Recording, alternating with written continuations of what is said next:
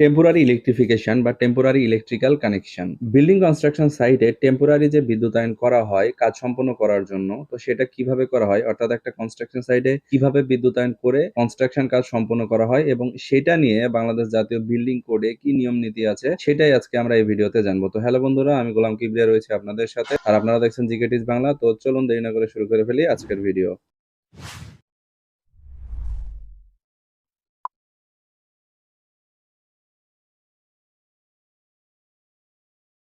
Building কনস্ট্রাকশনের উন্নতির ফলে বর্তমানে প্রায় সিংহভাগ কাজের জন্য নির্ভর করতে হয় বৈদ্যুতিক বিভিন্ন মেশিনের উপরে। কংক্রিটকে সহজে এবং সুন্দরভাবে ভাঙার জন্য মেশিন, মেটালকে সুন্দরভাবে এবং সহজে জয়েন্ট দেওয়ার জন্য ওয়েল্ডিং মেশিন, পেইন্টের জন্য পেইন্টকে সুন্দরভাবে মিক্স করার জন্য মেশিন, মেটাল কাটার জন্য মেশিন, পেইন্ট করার জন্য মেশিন, ফ্লোর ক্লিনিং এর জন্য ভ্যাকুয়াম ক্লিনার, বিভিন্ন সাইজের এবং বিভিন্ন কাজের জন্য রড কাটার জন্য বিভিন্ন ধরনের মেশিন, রডকে সুন্দরভাবে এবং সহজে বাঁকানোর জন্য মেশিন, মালামাল সহজে উপরে উঠানোর জন্য মেশিন, ঢালাইয়ের পরে ঢালাইয়ের সারফেসকে সুন্দর করার জন্য মেশিন। শুধুমাত্র এগুলোই নয়, বিল্ডিং কনস্ট্রাকশন সাইটে আরো অনেক ধরনের মেশিন ব্যবহার করা হয়। তো এই সবগুলো মেশিনের জন্য কিভাবে কনস্ট্রাকশন সাইটে টেম্পোরারি ওয়্যারিং করা হয় বা ইলেকট্রিফিকেশন করা হয় সেটা আগে জেনে নেই।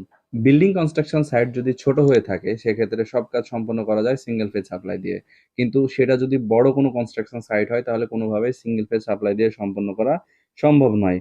সেক্ষেত্রে থ্রি ফেজ সাপ্লাই অবশ্যই নিতে হবে, কারণ সেখানে অনেক পাওয়ারের মোটর ব্যবহার করা হয়ে থাকে ভারী কাজ করার জন্য। তো প্রথমত যদি সাবস্টেশন থাকে তাহলে সাবস্টেশন থেকে, আর যদি সাবস্টেশন না থাকে তাহলে 440 ভোল্টেজের ডিস্ট্রিবিউশন লাইন থেকে সরাসরি থ্রি ফেজ সাপ্লাই একটা মেন ডিস্ট্রিবিউশন বোর্ডে নেওয়া হয় এবং সেই ডিস্ট্রিবিউশন বোর্ড থেকে অনেকগুলো ছোট ছোট ডিস্ট্রিবিউশন বোর্ডে মেন সাপ্লাইটা নিয়ে যাওয়া হয়। তারপর সেই ডিস্ট্রিবিউশন বোর্ড থেকে সরাসরি সাপ্লাই দেওয়া হয় লোডে, অর্থাৎ কনস্ট্রাকশন সাইডে যে লোডগুলো চালানো হয় সেই লোডগুলোতে। তো লোডগুলোতে যখন কানেকশন দেওয়া হয় সেক্ষেত্রে আমরা নর্মালি বাসা বাড়িতে যে সকেটগুলো ব্যবহার করি বা প্লাগগুলো, সেগুলো এখানে ব্যবহার করা হয় না।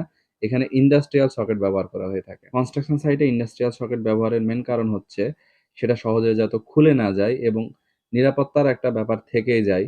নর্মালি আমরা যে সকেট প্লাগ গুলো ব্যবহার করে থাকি বাসায়, সেটা যদি কনস্ট্রাকশন সাইটে ব্যবহার করা হয় তাহলে দুর্ঘটনা ঘটার প্রবণতা বেশি থাকে, যার কারণে কনস্ট্রাকশন সাইটে ইন্ডাস্ট্রিয়াল সকেট গুলো ব্যবহার করা হয়ে থাকে। এবার আমরা জানবো বিএনবিসি বা বাংলাদেশ ন্যাশনাল বিল্ডিং কোড বা বাংলাদেশ জাতীয় বিল্ডিং কোডে টেম্পোরারি কানেকশনের জন্য বা কনস্ট্রাকশন সাইটের জন্য কি নিয়ম নীতি দেওয়া আছে। তো সেখানে নিয়ম নীতিটা দেওয়া আছে এইভাবে যে কাট আউট ফিউজ থেকে আমাদের মেন সাপ্লাই নিতে হবে ডিস্ট্রিবিউশন বোর্ডে, সেটা হচ্ছে আমাদের ইনকামিং সাপ্লাই হবে, এবং আউটগোয়িং সাপ্লাই হবে ওই ডিস্ট্রিবিউশন বোর্ডে বাসবার সার্কিট ব্রেকারের মাধ্যমে। তারপরে সেটা ডাইরেক্ট লোডে যাবে এবং এখানে সার্কিট ব্রেকার বলেন, বাসবার, ইন্ডাস্ট্রিয়াল সকেট, তার সবগুলাই মাস্ট বি অ্যাপ্রোপ্রিয়েট রেটিং এর হতে হবে, অর্থাৎ সে তারটা সাইজ কতটুকু সেগুলো নজর রাখতে হবে। অর্থাৎ যতটুকু কারেন্টের প্রয়োজন সে কারেন্ট অনুযায়ী তারের সাইজ, সার্কিট ব্রেকার বা বাসবার এগুলো নির্বাচন করতে হবে।